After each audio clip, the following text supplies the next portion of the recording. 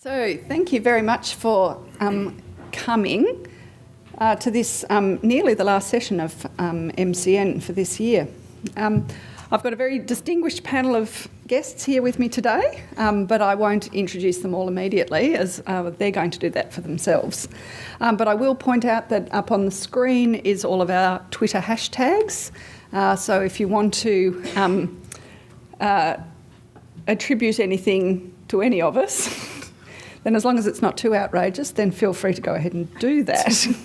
If it is too outrageous, then we'll go back to Chatham House rules. I'll also point out that there's a session hashtag as well, which is MCN 2012. We can pronounce that however we like, Muskie.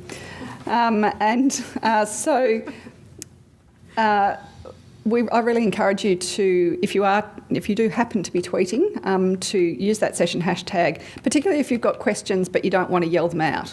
That's a really good way of us being able to track the comments that are coming through and the questions that you might have. I do realise that it's late in the conference and just after lunch. So we do intend this to be an active discussion so that we don't end up all having a little sleep. So please do participate so that we can involve everybody within the conversation. But if you can't come up with any questions and we don't say anything outrageous enough to get you going, then we've got some questions pre-prepared. But we're going to ask you. Yeah. It worked really well. So I'm going to start off. My name's Ellie Wallace and I'm the Manager of Online Collections at Museum Victoria, which is in Australia, not that way, not north of here.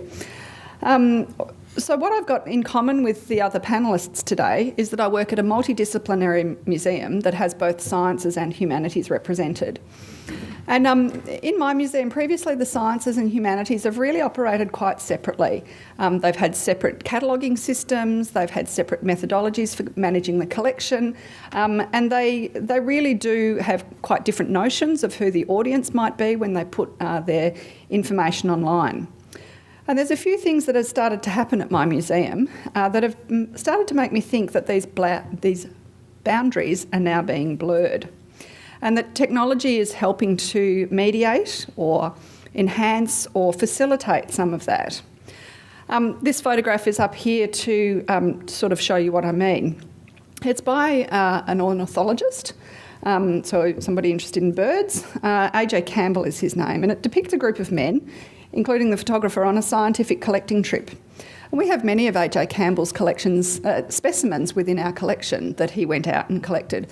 But AJ Campbell was also an avid photographer, and so he used a lot of photography to depict his travels and his field trips.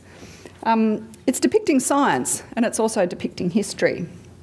And for the very first time, Museum Victoria now has a curator of the history of science at the museum, which is fabulous. And she is doing just an amazing job of starting to dig into these historical information that's within the museum, but not necessarily within the collections. It's stored in the same place as the collections, but there's the field books, there's diaries, there's notes, there's all sorts of things that have been stored as sort of belonging somehow with the scientific collections, but not necessarily a part of the scientific collections. And what she's now doing is starting to open up and digging into those stories. So one of the interesting things that is happening is that not just having a curator of the history of science, but we're actually starting to get conversations happening between curators who've really had very little to do with each other in the past. What I'm showing you here is a model that we have in the collection of gold mining. In Victoria, gold mining there was a gold rush, a lot of gold found in Victoria. So we have a number of items in the collection that relate to gold mining, gold panning, extracting gold from the ground. But we also have a large geology collection, including a huge collection of replicas or models that were made of gold nuggets when they were first dug up and before they got melted down. So our geologists have gold to share, And our humanities curators have stories and items relating to gold also to share. And for the very first time, it's extraordinary to see the two of them in a room together, being really excited and passionate about both wanting to share their stories and both wanting to share their stories together.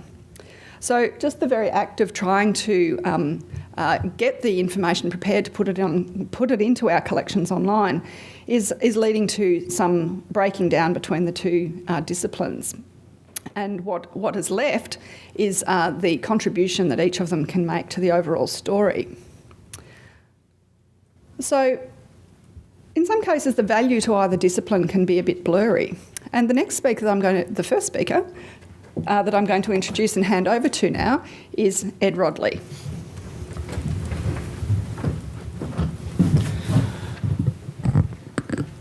Hi, everybody. So when Ellie proposed the session idea, I could immediately think of a couple of examples of how this has played out at my institution. So I'm a senior exhibit developer at the Museum of Science in Boston. So we are a big, large science center kind of place. But we've been around since 1830. So for the first 100-odd years of our lives, we were the Museum of Natural History. And since World War II, we have been a science museum, but our collections and our appetite for what we consider appropriate for what we do still spans a very broad range. So unlike most other science centers of our vintage and size, we still consider pretty much all of natural history to be within our purview. We take a lot of archaeology exhibitions, anthropological exhibitions, ethnographic stuff. So we are a fairly broad consumer. But our collections pose an interesting problem for us. So the example I want to use here is an example of something that,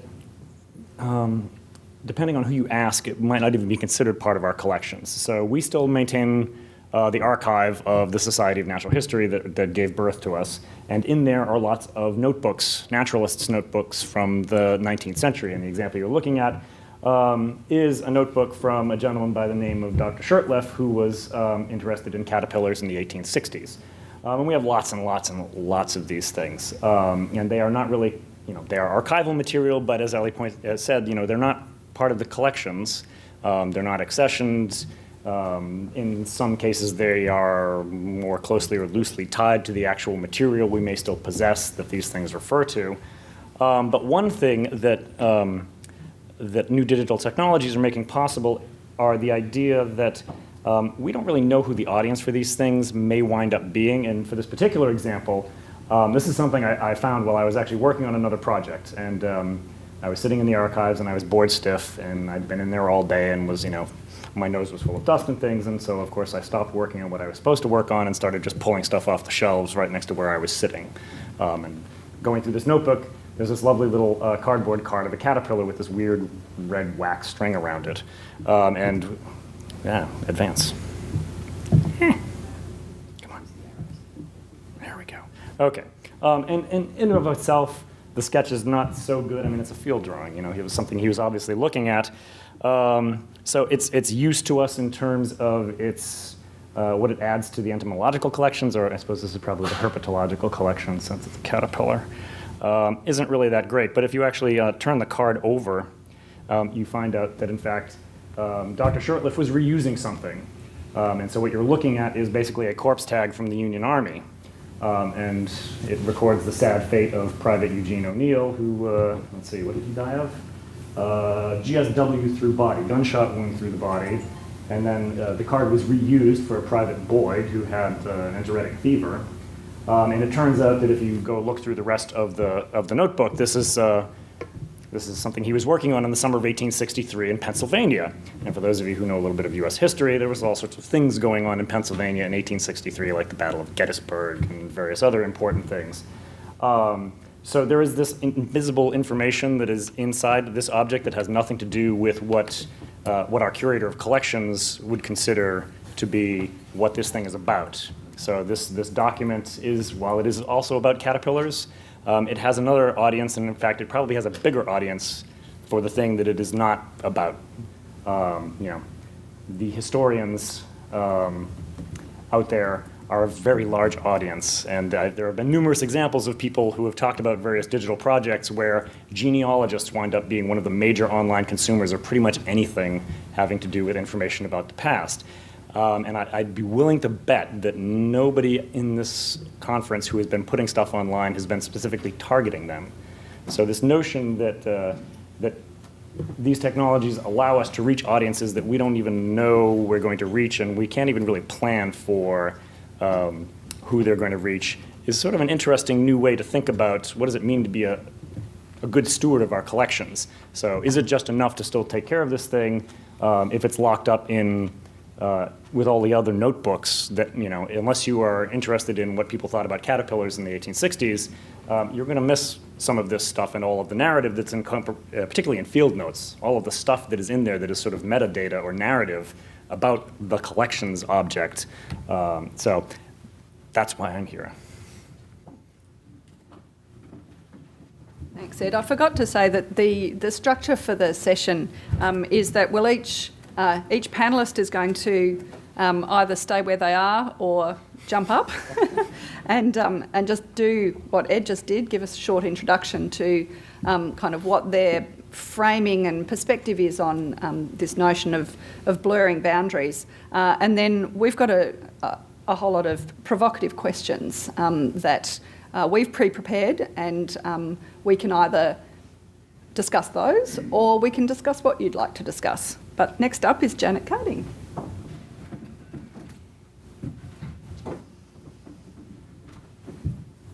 Thank you. And Ellie's given me an incredible image for me to talk to, because what I'm going to talk to you about is where I feel a little bit of a fraud, I have to say. I'm going to talk to you about technology that I'd like to be using to do some of these things. And so this is Wi-Fi, yes, which is one of the things that we're hoping to install.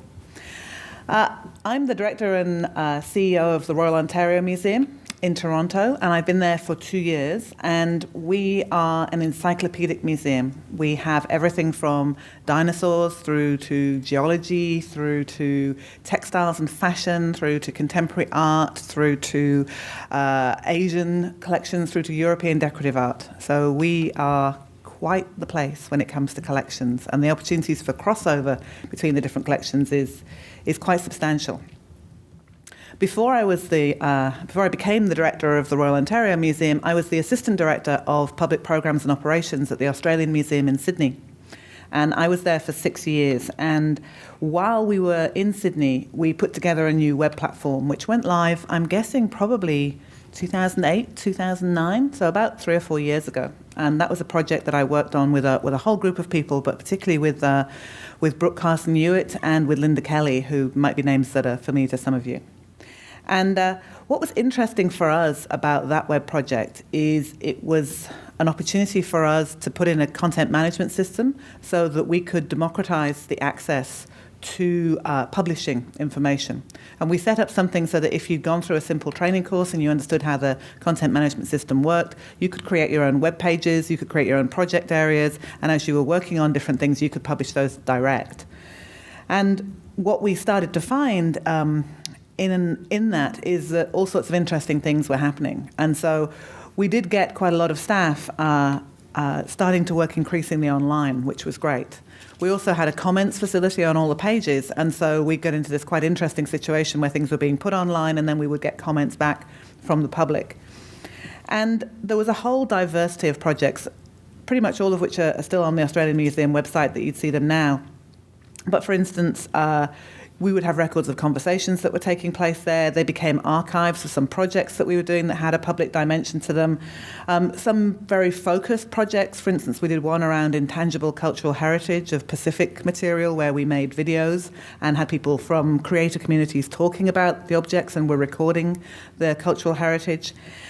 And along the way, a whole range of questions from our publics, which I have to say were mainly about snakes and spiders and other dangerous things that lived in Australia.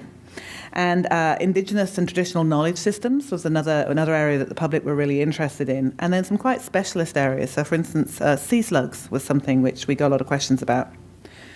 And what I was struck by as part of this is it felt to me that this was the beginnings of a change in museum practice where if we could get this right, what we could do is we could build online networks where people were coming together around collection items and project items, and that conversation might be being facilitated by a staff member, but it could quite often gain a life of its own. And that's something which stuck with me, and when I came to Toronto, I brought that idea with me. What I also brought with me is that there are some real challenges to doing this. So you need to actively work at bridging the disciplinary boundaries. And so with a museum like the one that I'm running now, there's lots of those disciplinary boundaries between archaeologists and anthropologists and fashion historians and art historians and so on and so forth. And you also need to make that kind of online facilitated conversation something that people feel that they actually own, so that it's their responsibility to make those things happen, to bring them to life, and to also to bring them to an end, rather than that being somebody else's job. So at the ROM, I'm thinking about now how we can start to make some transformations in the way that we work using technology to do these things. And I'm really interested around these ideas of different forms of knowledge and different users that might come to these different things. We've had limited investment in our technology platform at the ROM over the last 10 years or so, and we are ourselves now creating a new web platform, and in a similar way we're going to democratize access. But what I'm also doing is I'm starting to get groups of people working across the museum together to really re-engineer the way that the museum works. And so what I'm trying to do is use these sorts of ideas and these sorts of technologies to help me along the way in doing that. So for instance, one of the things that we're aiming to do is to reorganize ourselves around our visitors' interests.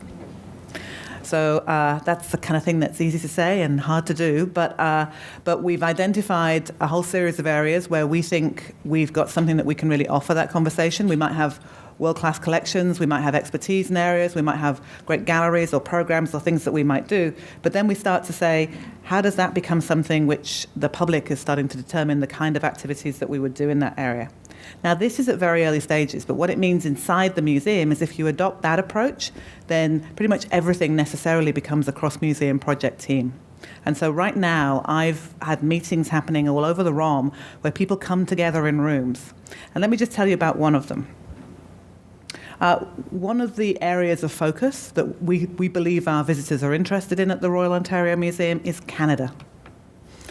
And at the ROM, we can tell stories about Canada that range from the rocks that you stand on, through the plants and animals that live there, through the Indigenous people that have lived there for thousands and thousands of years, through the successive waves of migration from other parts of the world to Canada, through to the contemporary identity and cultural issues that we have now in the country. I don't know of another place in Canada that could tell those stories in that kind of way.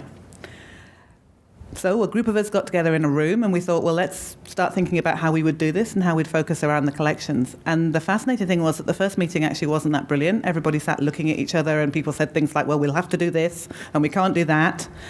And afterwards, one of the very wise anthropologists took me on one side and she said, Janet, you're asking us to talk to people that we don't even know.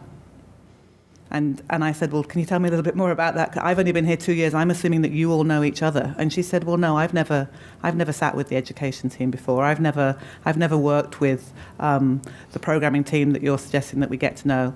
And I said, well, what would you suggest as an anthropologist? And she said, well, I think it'd be really great if at the next meeting we introduced ourselves. So, sometimes it's just the simple things, being an anthropologist. And so at the next meeting, by coincidence at the next meeting, we all sat there. Nobody had delivered on the deadlines of all the things they were supposed to do for that meeting because we hadn't got it going at the first meeting. So we had a whole hour where we didn't know quite what to do. So I said, well, how about we introduce ourselves? And I said, how about we introduce ourselves and we all say what we could bring to a project where we build a centre of discovery and excellence around the idea of Canada. And it was actually one of the best meetings that we ever had because people started to talk about this stuff. And they started to talk about how collections could be used in multiple different ways. And one of the ideas that I don't know whether it will go anywhere, but I think it might do, is by the end of that hour, people were talking about doing a project on fur. And fur is both, obviously, a warm coat that quite often comes from Canada. It's something that Canadian animals tend to wear pretty stylishly, whether they're beavers or polar bears or other animals like that. It's something which, when the European exploration by the English and the French was getting underway, they used the waterways to build up enormous fur trapping enterprises, and that was much of the first contact with the indigenous peoples. But also fur as a contemporary issue is an issue about indigenous rights, it's an issue about fashion, it's an issue about a whole series of other things. And that all came out of a discussion where people introduced themselves to each other. And now we can use the technology to take that conversation on. So the reason for doing it was partly technology, it was partly culture change. I do think that that opens up, without ripping out all of our galleries, that even if we just, using our new Wi-Fi that we'll have in a few months, do a trail about fur, that would be an interesting thing in and of itself that we might do. But I think this topic opens up a whole new range of issues in terms of how we use technology as enablers and how we get those conversations going. Thank you. Excellent. Thanks, Janet.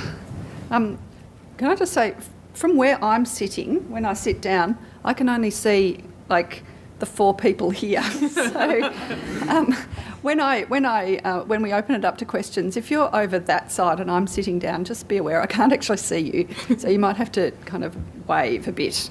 The next person I'd love to introduce is Sharon Grant. I'm actually going to stay here because I will pratfall off the back of this if I try and move. My name's Sharon Grant. I'm at the Field Museum in Chicago. My title is officially Technology Liaison to Science. So when Ellie sent her proposal out with the title, I kind of thought, well, I guess I'm that blur. I'm sort of sitting in between science and technology, trying to make people happy. And just a little bit of background on the Field Museum. We're multidisciplinary. We have the 4 science departments: anthropology, botany, geology, and zoology. We have a library, which has a big art collection. And then we have a big conservation unit. We have between 20 and 24 million specimens, depending on how you count them and who you ask. And about 30 years after Ed's toe tag got snaffled and had things drawn on it, we were created. So that's a little bit of background on the Field Museum. We also sit by a lake and it's gorgeous. So there were a number of things that kind of struck me about blurring boundaries between technology and museums.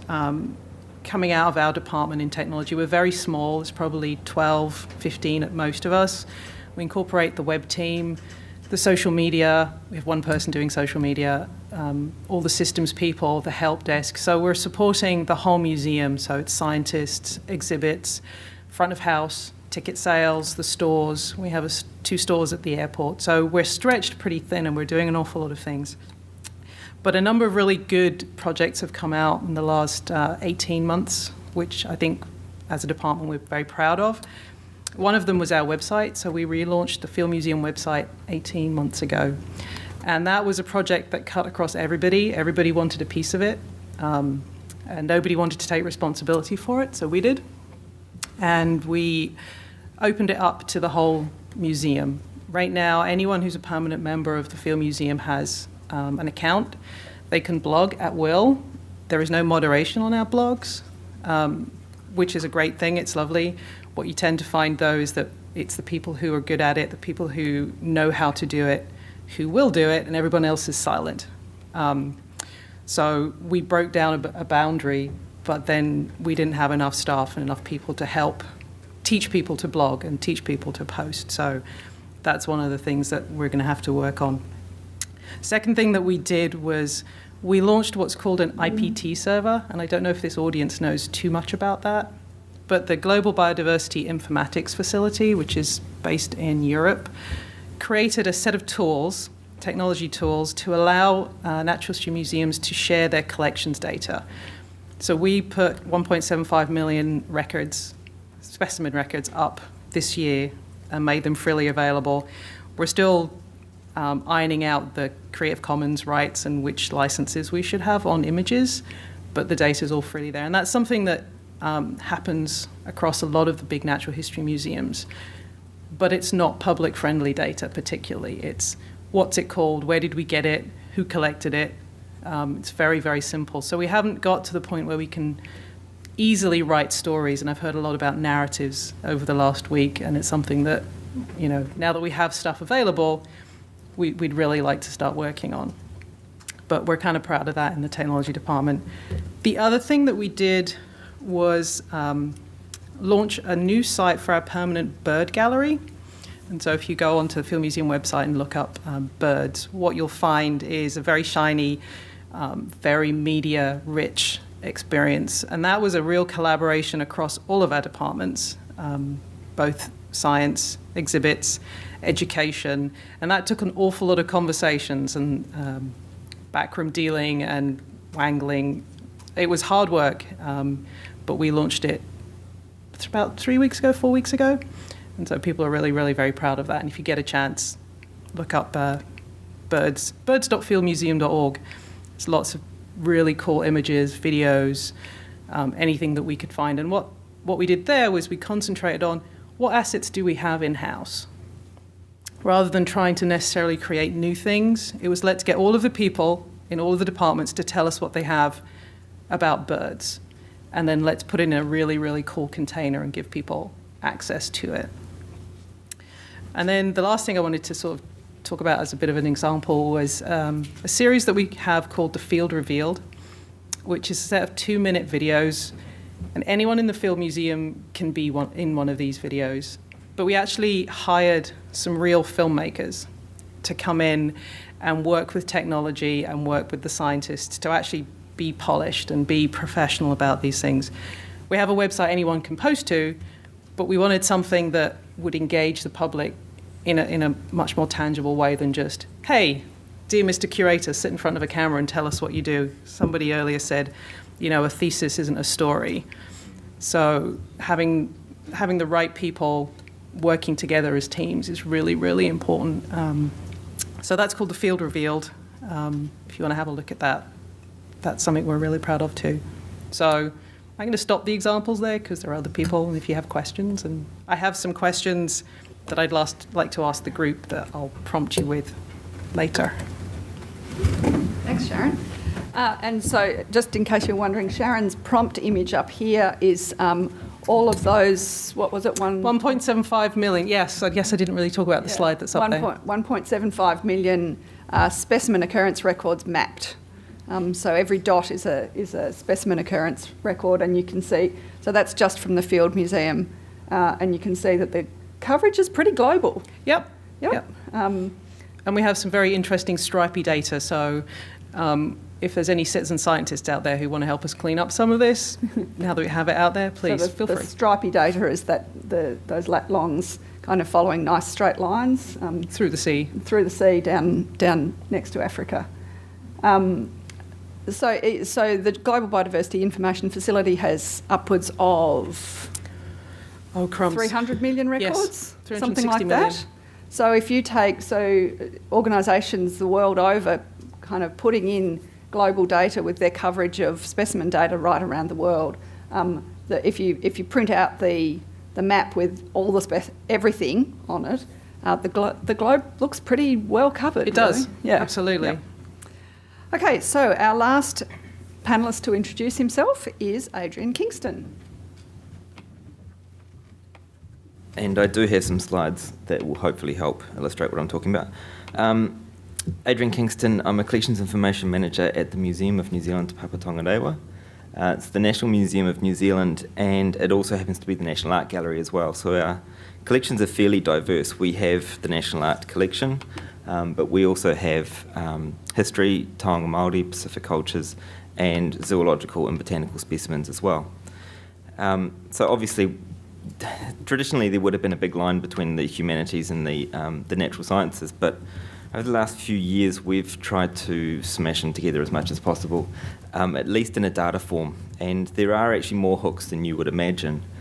So this is a huia. It's an extinct New Zealand bird.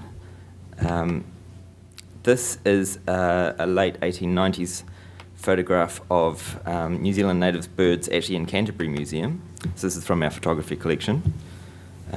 This is, and I've completely forgotten the artist, it's Coolman's. These are two, one female, one male, and one female albino huia. Again, this is from our art collection. And this is a huia beak made into a brooch. So it was very fashionable to have exotic animals on your person. One of the reasons why hui are now extinct. So obviously there's a single thing in common there, and that is the hui itself.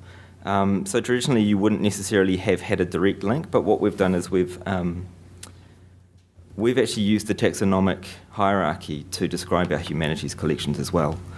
So we tag the relationship between the taxonomy to humanities collections. So in those examples, they'll be made of or depicts or those kinds of things. And it means that you can actually, scientists or anybody, if you've got any clue about how the taxonomy works, you can browse the taxonomy through our natural science and our humanities collections at the same time.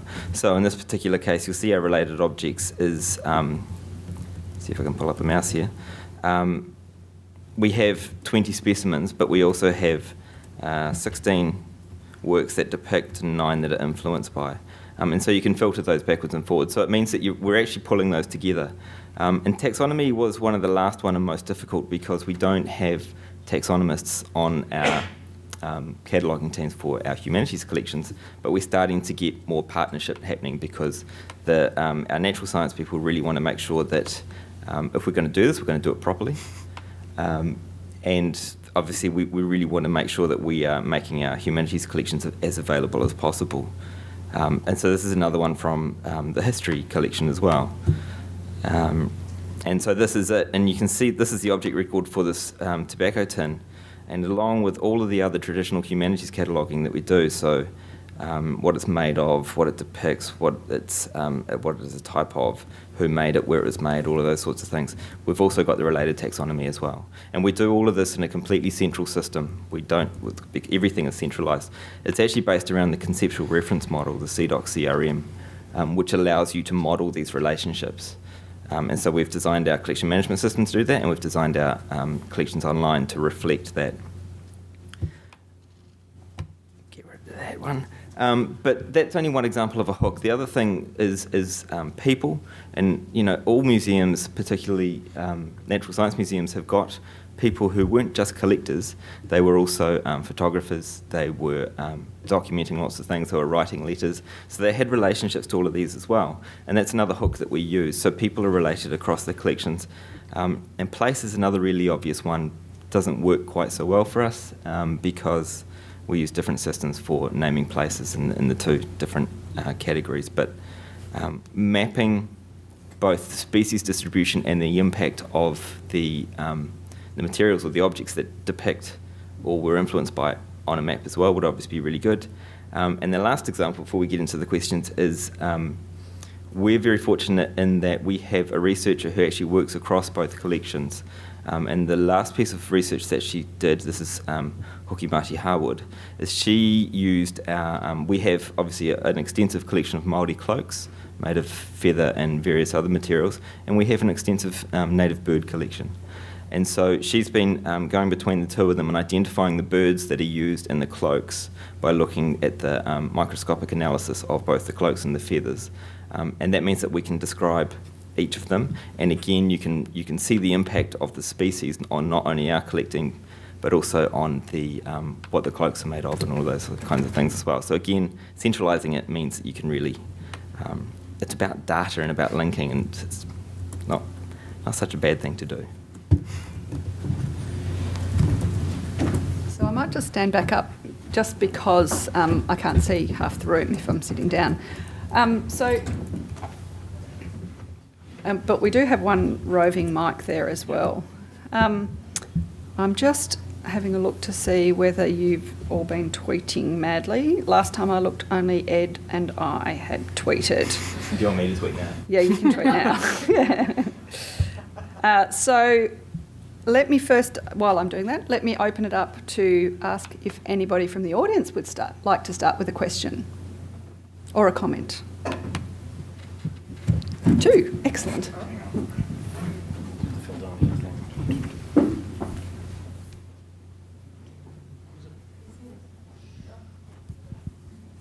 So would any of you guys like to comment on, you said, as part of the description, there was large-scale digitization, the publication of large data sets, like how much has been digitized, what was digitized, how big is the data set, what do you use to manage it, that kind of stuff.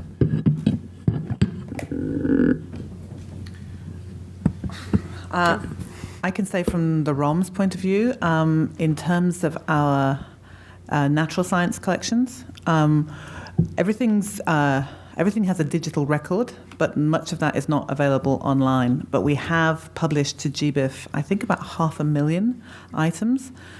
And I say 500,000 in the way that that's like a small thing, because there are about 6 million. So we've made a good start.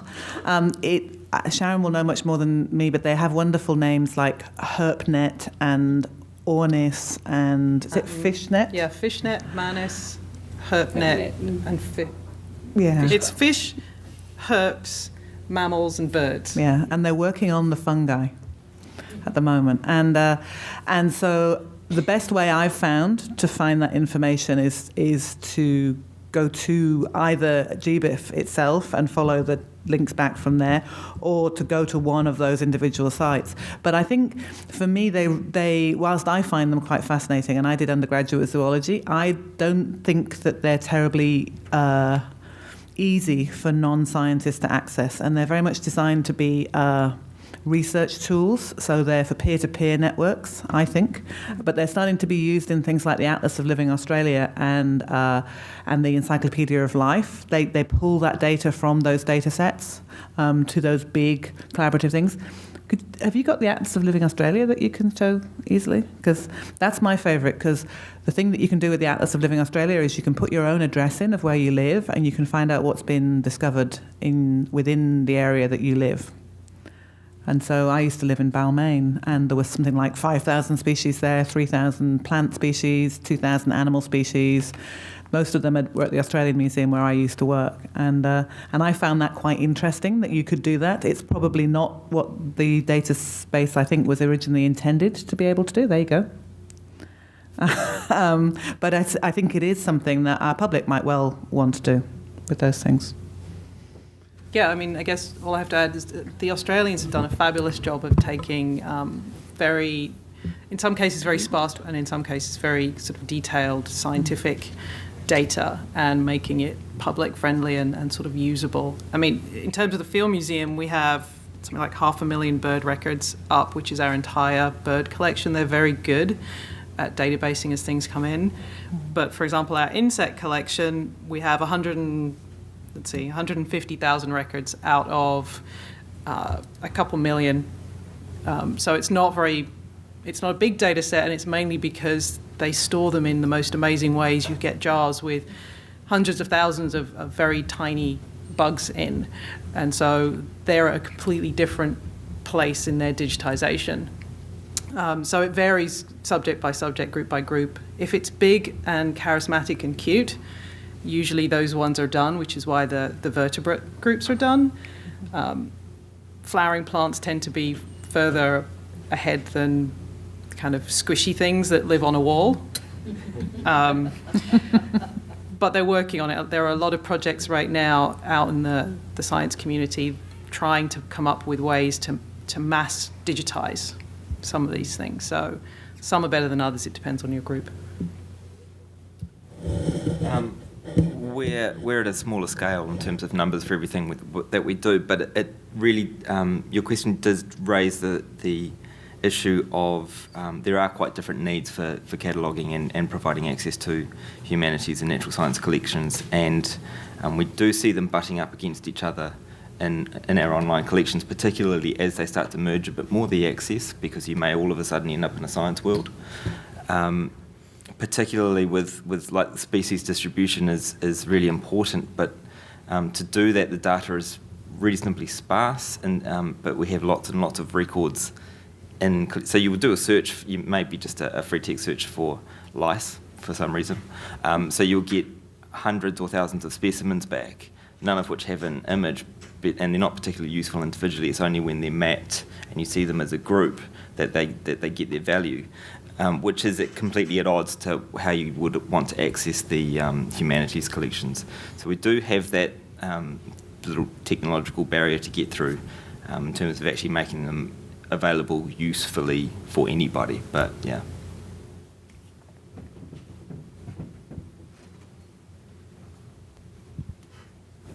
Hi, I was wondering how many of you are letting the public help to drive the cross-pollination projects? For example, when I saw the picture of the bird is the huia, is that correct?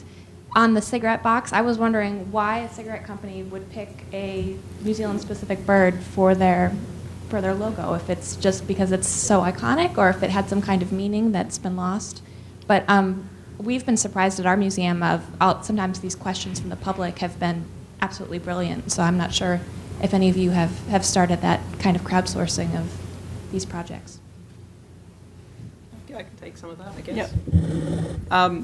So certainly coming from the science community, the first barrier that we need to get over is how accurate are people going to be? Do we trust, someone that we don't know from the public to comment on our objects and on our specimens? And much like the digitisation efforts, it differs between community. So going back to birds are really good at crowdsourcing. They have a fabulous community of bird watchers and twitchers and people who will give back really, really high quality information that the researchers are happy to incorporate into their systems, and then we can feed that through.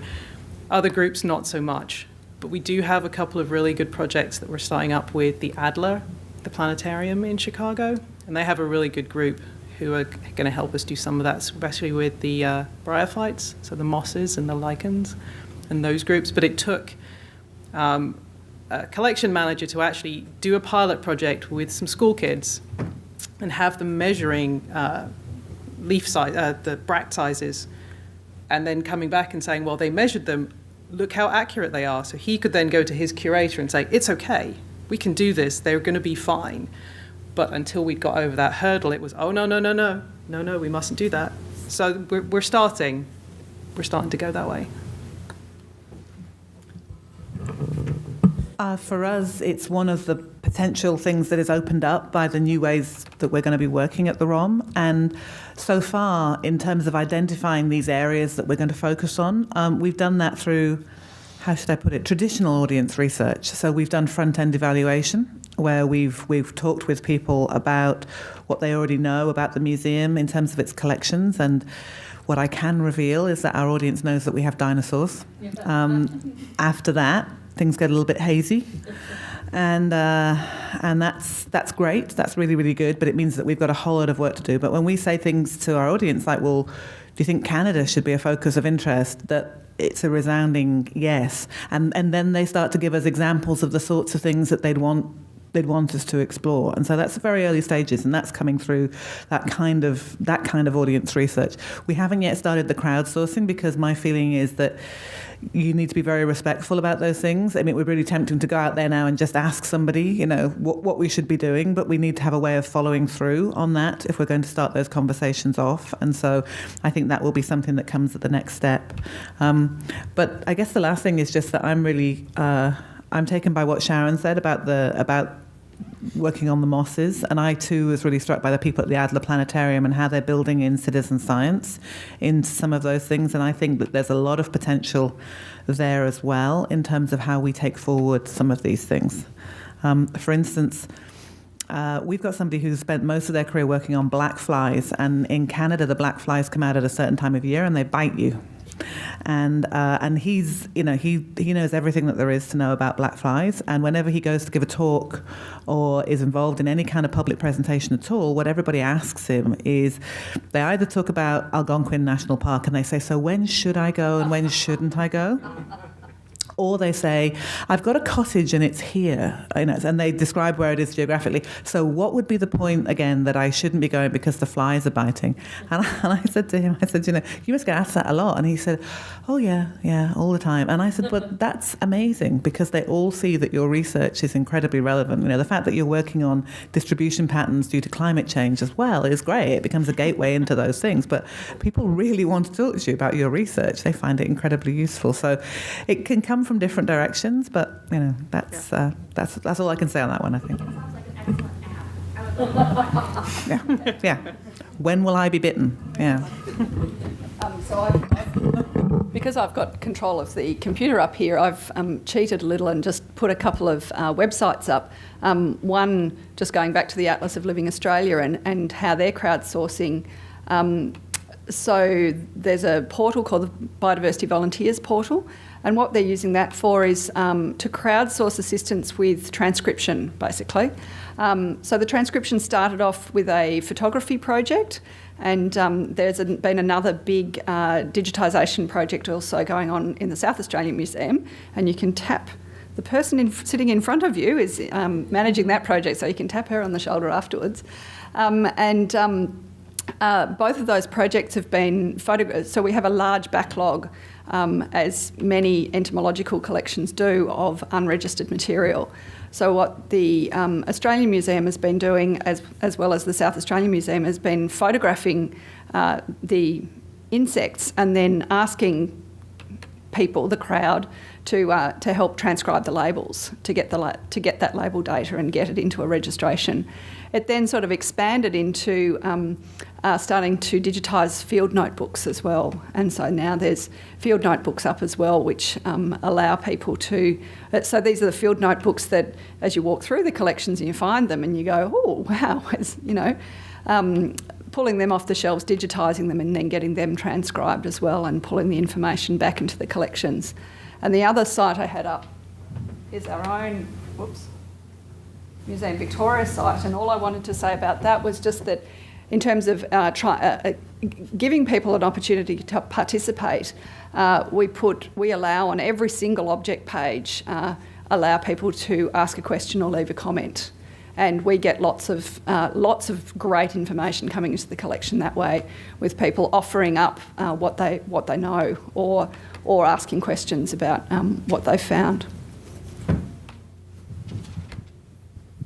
Can I just add to that about it's Alexis from the South Australian Museum, about the Biodiversity Volunteer Portal and the field notebooks. It's actually a wonderful example of using material that was collected not for that purpose, reusing it for a different purpose, because they're able to draw out geo-referenced and species information from notes that were just taken, sometimes from bushwalks by people who, were taking a vacation in a certain area. So you're getting moth information from an ornithologist's notebook or things like that. And one of the other things that they've transcribed is whale spotting planes notes as well, which were a tourist company which kept record of where they saw whales and what times they saw them, so they knew where to take the tourists just to see the whale spotting. And now we're drawing biodiversity information out of that as well, which is fairly interesting reuse of someone kept a bunch of notebooks. I just wanted to... can I ask a question? It's not a very well thought through question, but Sharon talked about the data being a bit dry and not necessarily interesting to people, and that problem of finding narrative. But then Janet mentioned also that being able to plot your location on the Atlas of Living Australia, you can then see what's around you. And to me, that seems a really basic, really, really simple version of data visualisation. And I don't know if anyone was at the talk with Aaron from the Cooper Hewitt Museum, and they talked about putting all of their collections data on GitHub and somebody actually taking it and turning it into quite a specky looking data visualisation. These things always make me quite excited, and there's another great Australian initiative called AusStage, which has connected theatre programs and people who worked in different theatres, including actors and directors and writers, and makes a fantastic 3D data visualisation, which makes that data really accessible and really exciting for someone who's using it. And I wondered whether anyone on the panel has experience with somebody taking that data and doing that sort of thing, or if they have any ideas of how to actually stimulate people to do that sort of thing. That idea of just putting it up on GitHub and then suddenly someone turned around with this really pretty picture of your data, are there really people out there that are going to do that for us? Are they excited and keen and waiting for us to send that stuff out for them? Sorry, I'm just finding You should tell your story about the person who just put the data up. Yes, that's so.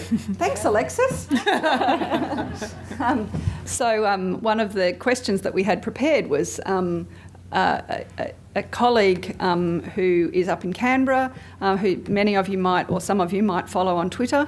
His Twitter handle is RAG. His name is Tim Sherratt.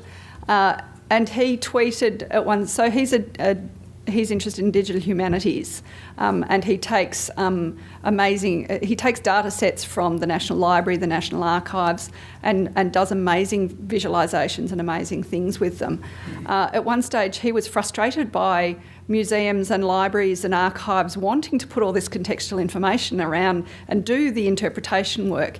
And he tweeted, and he did give me permission to reuse this. He tweeted in frustration, he tweeted, just give us the data and get out of the way. So I think that's absolutely right. And if I just leap up, I'll show you a couple of things that he does with the data. So keep talking. But the interesting thing about what he does as well is that he publishes all his APIs back onto this site called RAG Labs. So anything that the visualisations that he's doing are being, he's publishing the visualisations, but he's also publishing the code so that other people can take it and reuse those things. And if I just jump over here again.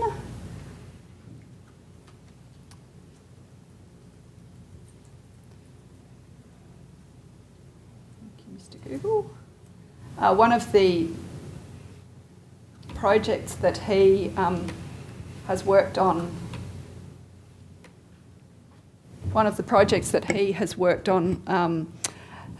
with his partner Kate Bagnall is a project called Invisible Australians. So Australia had a White Australia policy for a number of years where which wasn't a particularly nice policy and has since been repealed. And so what he's doing what they're doing is looking back through the archives to say, well, how white was Australia? How white was Australia under the White Australia policy? And so this website called Invisible Australians it's pulling data out of the archives and presenting real people living in Australia at the time to use those data sets to reinterpret some of the history that relates to immigration policy in Australia.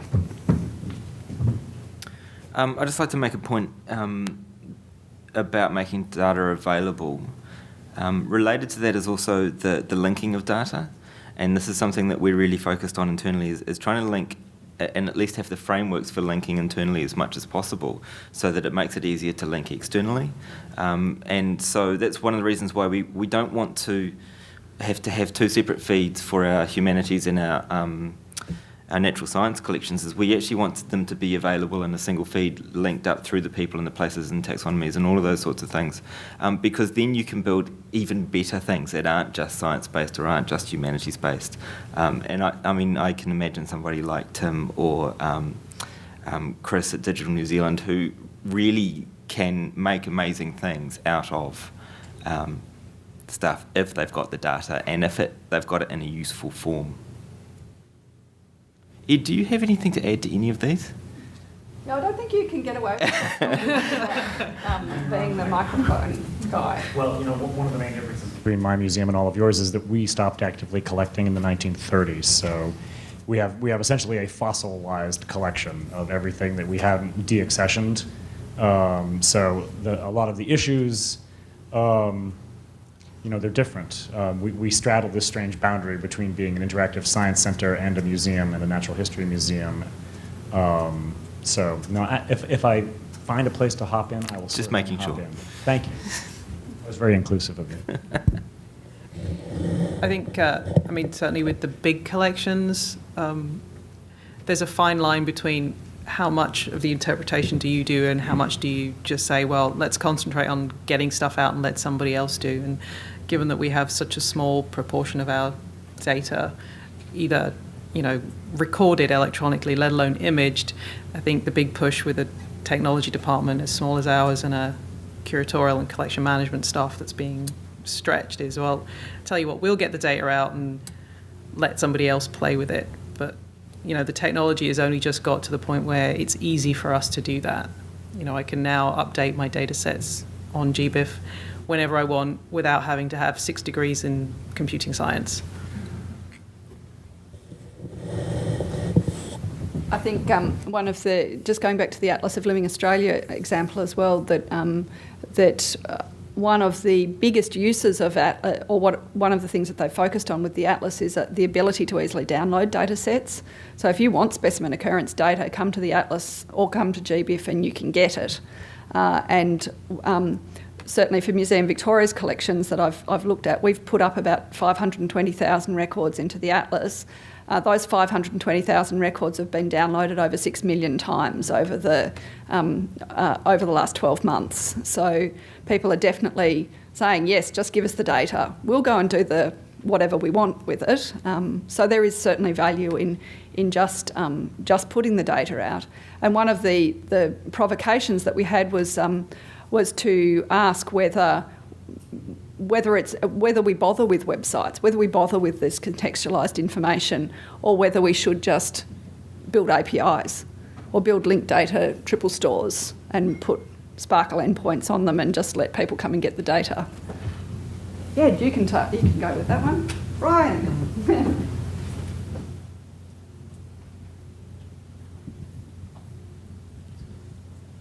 So, as I'm sure you're well aware, the kind of sciencey side of museums is not my domain expertise, and so I'm not quite.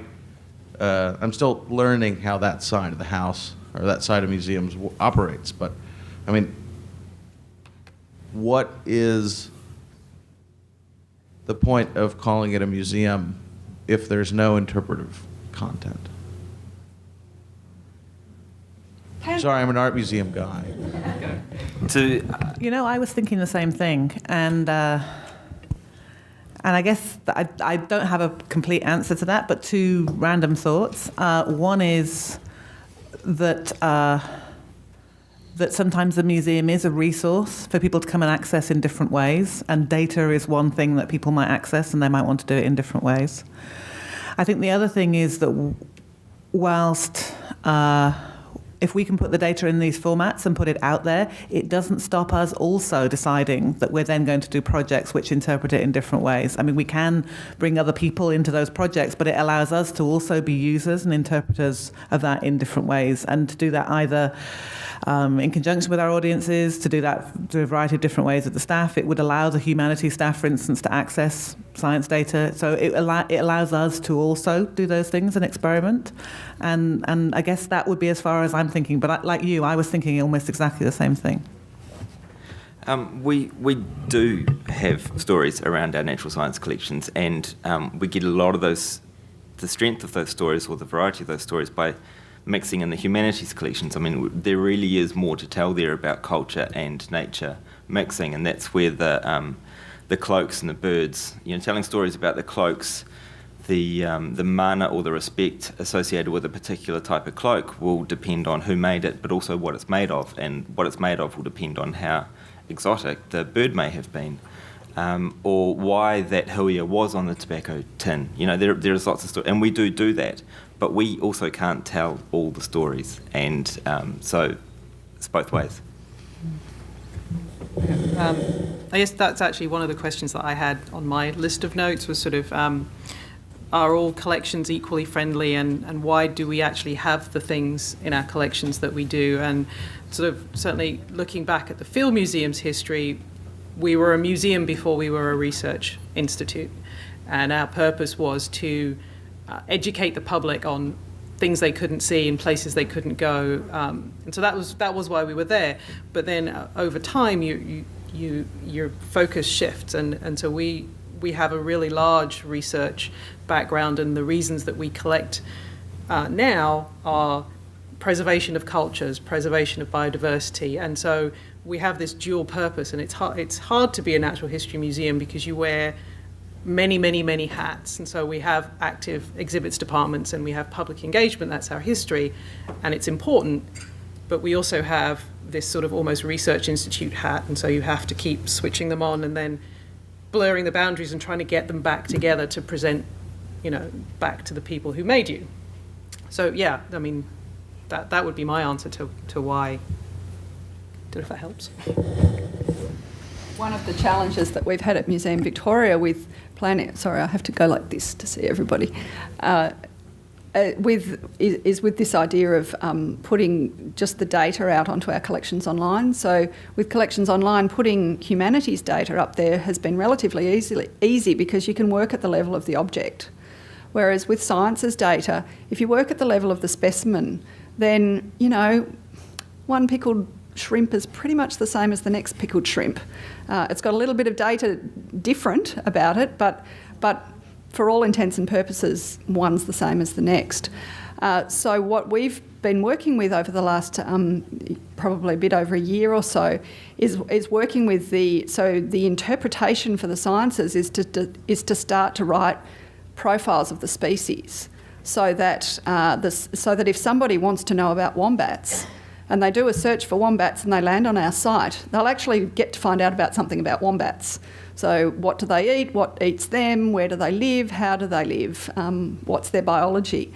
And that's been quite challenging for the scientists because that's not what they store in the collection management system.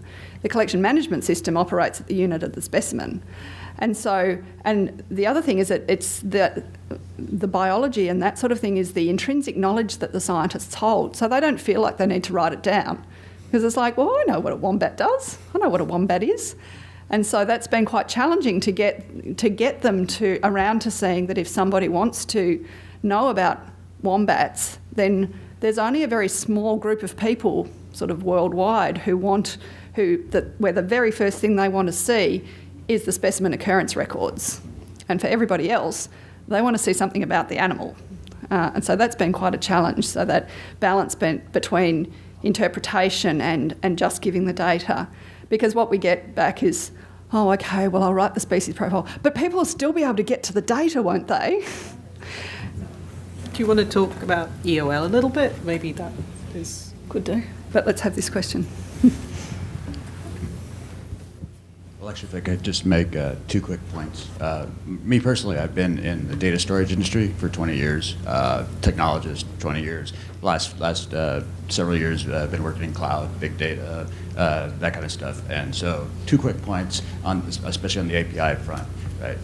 One, probably the biggest single event that's happening in web services since the advent of the web is everyone doing an API. Right? You look at every single main website, Google, Amazon, the list just goes on and on. APIs are where it all goes. It's going to the programmable web. And second point is a rule that I've always lived by is that no matter how many smart people you have in your institution, and I guarantee you guys have great smart people, there's always more smart people outside, right?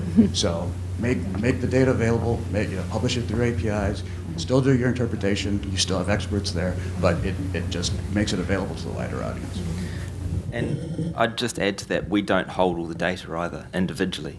We hold it across all the institutions and across all the other sites, and so that's why we need to release. There's no point in pretending that people have to come to us to consume our data because it's completely siloed off then. So yeah, I completely agree. It's great. Thanks.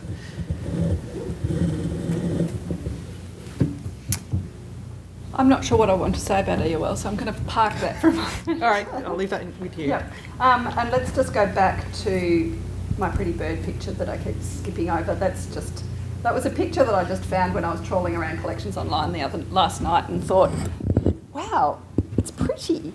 It's and it's labelled, it's a lantern slide, so it's interesting from a technology perspective, from photographic technology. It's hand coloured, so somebody has made it into art, and it's a bird's nest. So I just thought that was kind of an interesting crossover as well. But what I was just going to go back to was one of our other questions, which Ed actually posed. So maybe Ed can have the first go of answering because he's being very sneaky back there. Which is sneaky. Which is what counts as useful data and what's just stuff. The subtext was someone's trash is another person's treasure. Yeah. Okay. So the example that spurred all this is. Even though we are the Museum of Science, we have a period room. Go figure. A benefactor to the museum in 1953 gave us his trophy room. He was a big game hunter spanning the whole first half of the 20th century. He was also a career military man. served in 6 different armies in World War I.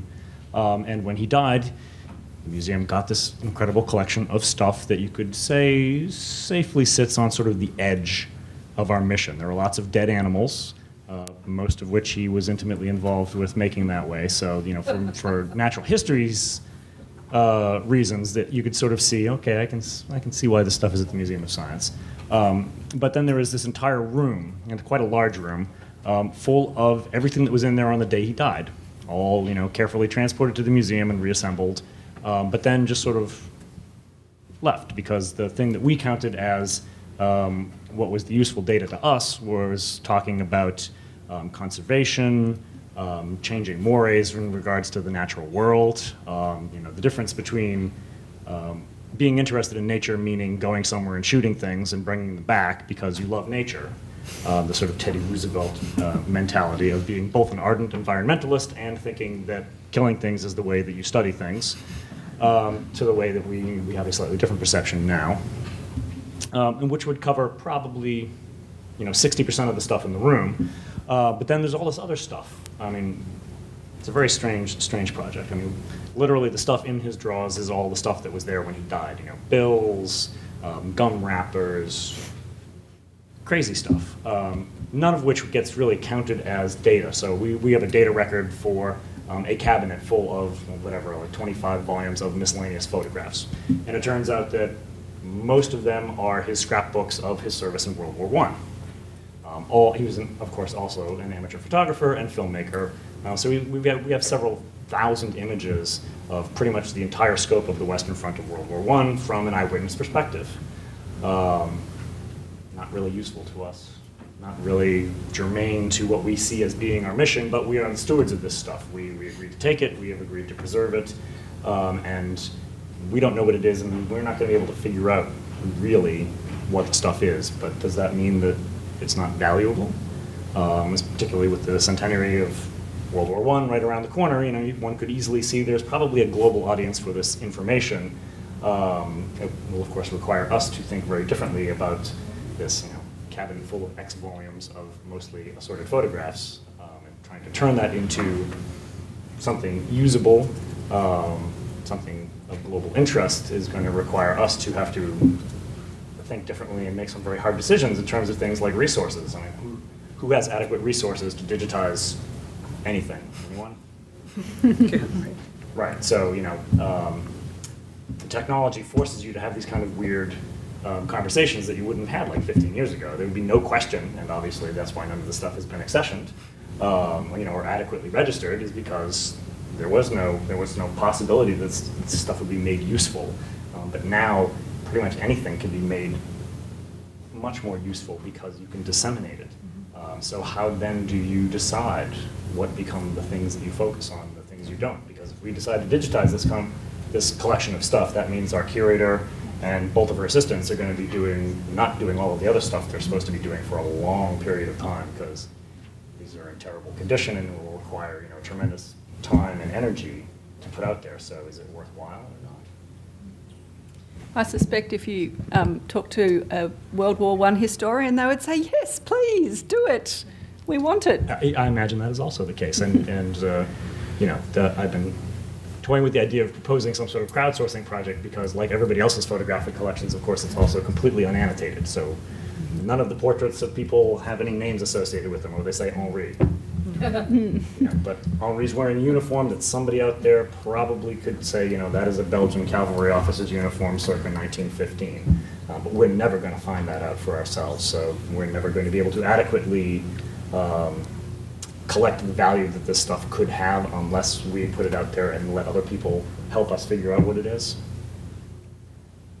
To that point, I think there's a higher level of data that we're talking about now, and collections metadata is another big thing out in the natural history world, and there's a group called the Biodiversity Information Standards Group, TADWIG, and so they're always coming up with kind of cunning ways of putting out data standards and how should you standardize your data, and one of their standards is collections metadata. And so I think if you can at least get out the information as to what you have, even if it's not detailed down to the object level, that gives someone else the impetus to say, oh, well, we'll write a grant and come and help you do that. But I think crossing across and getting metadata out is almost as important as getting specimen level, object level information out.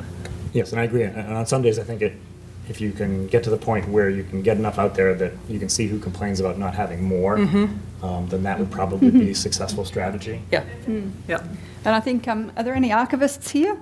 Because I think the archives community does this quite well in their approach to kind of looking at series or folios or sort of kind of collections of things and putting out, just sort of documenting at the level of a group of stuff. One of the archivists I used to work with used to say that it was that they did that.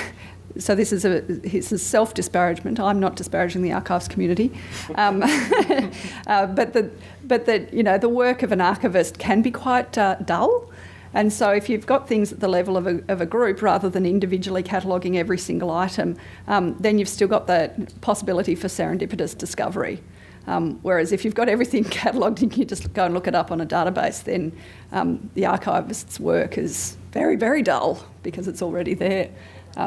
But so I think there's something to learn from that community about putting out at least sort of grouped data so that somebody who might be interested in that group can see it and ask for more.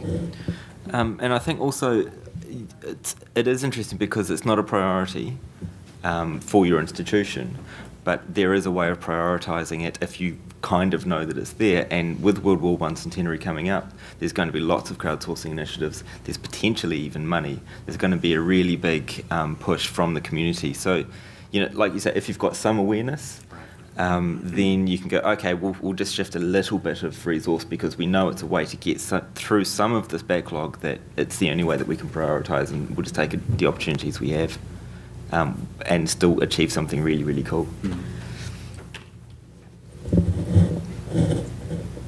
I'm just looking up. Do you think you could smuggle it to the UK? Because The room. that's a slightly silly way of putting it, but Europeana, for example, is running a huge World War I project, which is about kind of get your family photos out of the shoebox under the bed, and if they relate to World War I, come and we'll digitise them for you, and we'll help you write down the stories and that sort of thing. So, if you could smuggle yourself and your shoebox across to the UK, maybe you can. Your truck-sized shoebox. Your truck-sized shoebox. Several feet. North American outpost. That's true. Yep.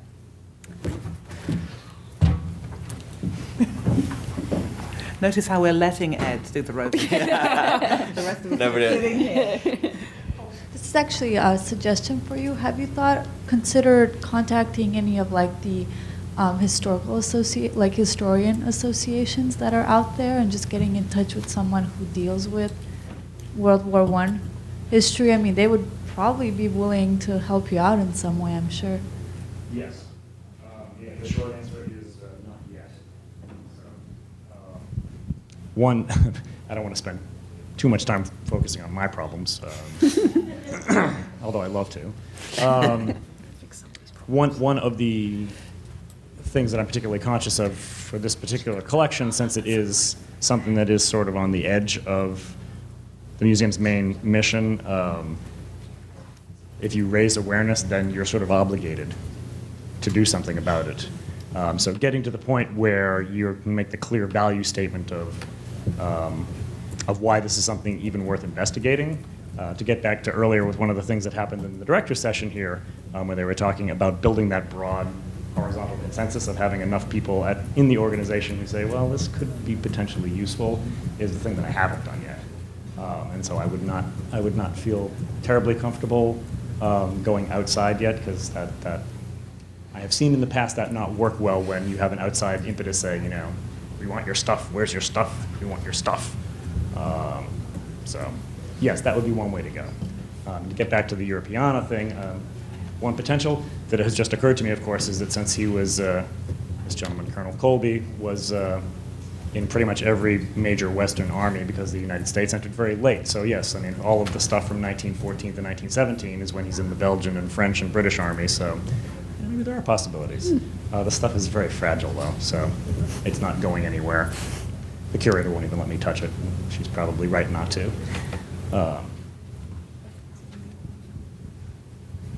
It just occurred to me, we have things in our museum too that don't quite fit but are associated with other collections, and it's too bad, and talking about data, there isn't some website of like odd bits where, you know, a museum could go, oh my God, I would love your World War I stuff. We have a scrapbook full of grasses from an artist who was trying to be realistic that might be useful to you. Let's swap and do a loan and then, you know, keep each other's data, and it would be an interesting thing to take care of all those things, because I think every museum probably has, or even, you know, an archive has something that doesn't quite fit. Just a thought. Somebody set that up, please. And then, of course, it will become interesting because everything at the margins will then become a focus of huge interest. When I was a curator a long, long time ago at the Science Museum, we used to have a category called Found in Museum. And that was that was the provenance that you allocated to something that you were acquiring if you didn't know anything else about it. But you'd walk into a room and you'd open a cupboard and there it would be.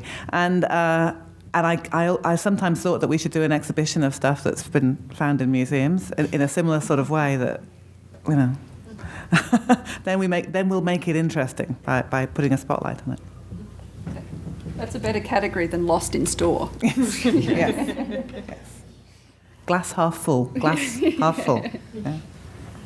So we've got about 10 minutes left. I just thought we've actually answered nearly all of our questions. So, yeah, so we're doing well. One we haven't yet got to is this question, which I phrased as, are things likely to get territorial?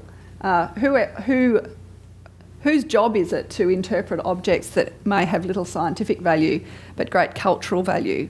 So we have an example at our museum of, we have the hide of a famous racehorse called Farlap. Sorry, I've just been, these guys out here are laughing at me now, Janet. Janet said, you should talk about Farlap. So I'm talking about Farlap. So Farlap is grandly displayed in our museum in a specially built glass case, and is sort of in pride of place in one of our exhibition halls. Farlap is catalogued as a horse. So if you go into the collection management system and you look up Farlap, you won't find Farlap. Because what you would have to look for is Equus caballus, so the scientific name of the horse.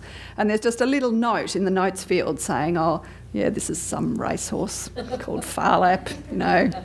And so it's long been a source of kind of frustration and disbelief amongst the humanities curators, particularly the curator who's in charge of the rest of the Farlap collection, which of course is all of the memorabilia and the cultural and social history around Farlap, that Farlap is treated with such disdain by the scientists as, oh, it's just a horse. And so it's been very interesting to see that sort of start to break down as the mammal curators become sort of more interested in allowing his horse to be sort of reinterpreted in this cultural way. But then the other interesting thing was that nobody knew how Farlap died. So Farlap died very suddenly. And it was actually the geologists who found out how Farlap died. And what they did was take some hairs from the horse and go and put it into a synchrotron and whiz them around and discover that Farlap had actually been poisoned by arsenic. And so then it came back, and the full circle of the story went that the trainer actually was giving health tonics to the horse and kind of messed it up a bit, got the quantities a little bit wrong, and so actually accidentally poisoned this famous racehorse. But so it was the geologists who found that out. So it was the geologists used to working with the technology for looking at mass spectrophotometry and that sort of thing, who actually kind of solved this riddle that had been around for about 50 or 60 years. So that's been an interesting kind of sort of territorial blurring between the different disciplines in interpreting and making sense of this particular object. Ryan.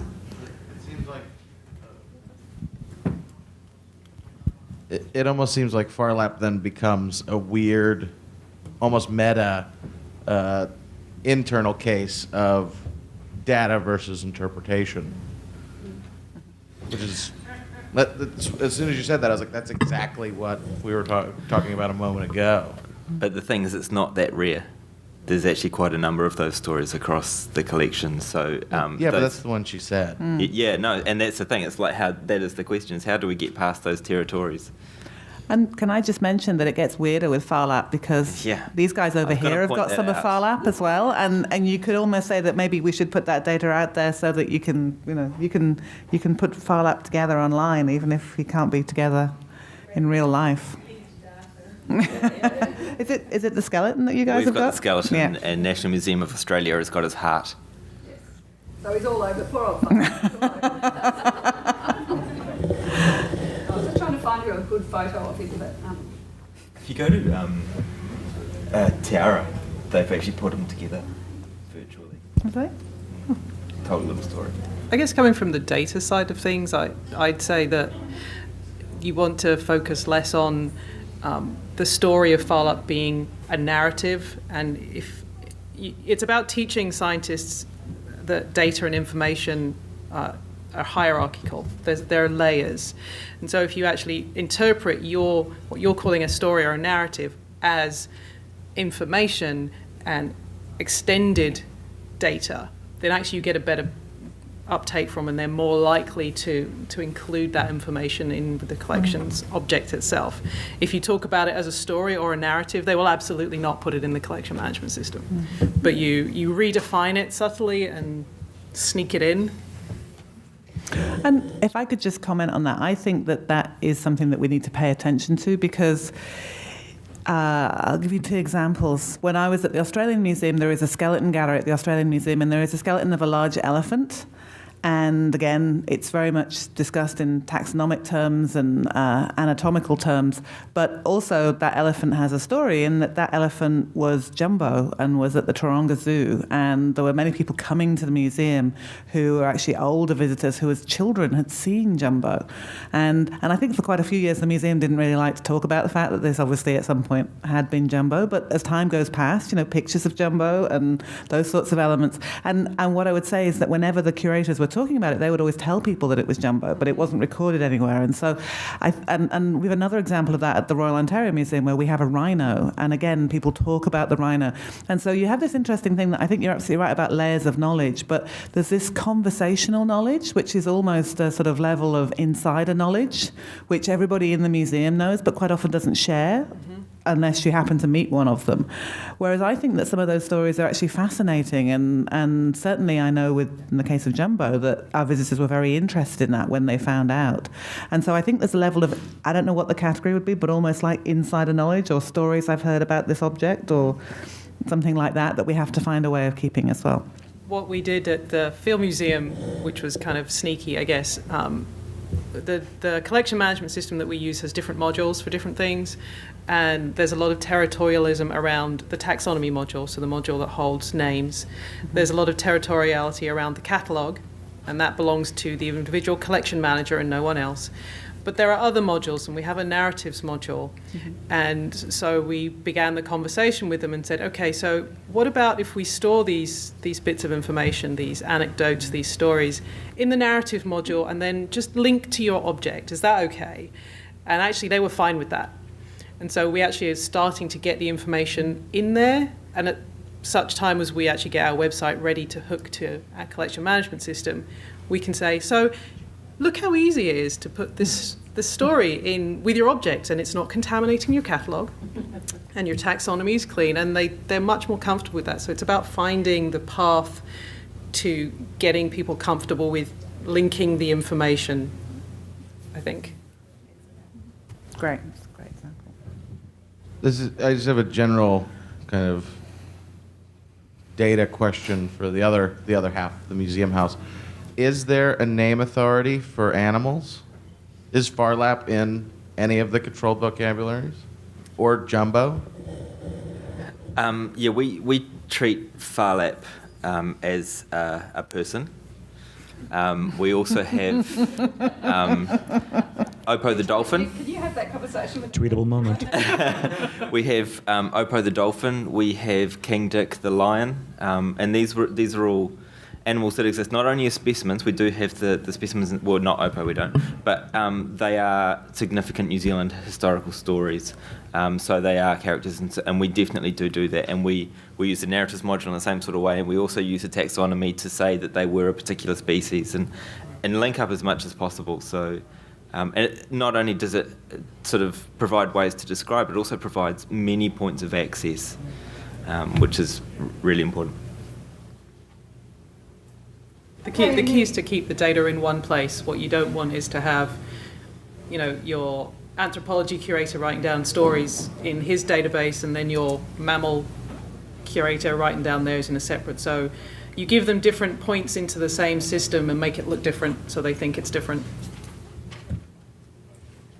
Okay, in the interest of finishing on time and allowing you to get coffee before the very, very last session, I'd just like to thank you very, very much for your attendance. I'd like to thank our panellists very much for your willingness to participate and your fantastic ideas and sharing stories. And I think it's been a really good discussion. Please come and talk to any of us if you would like to continue it on. Thank you.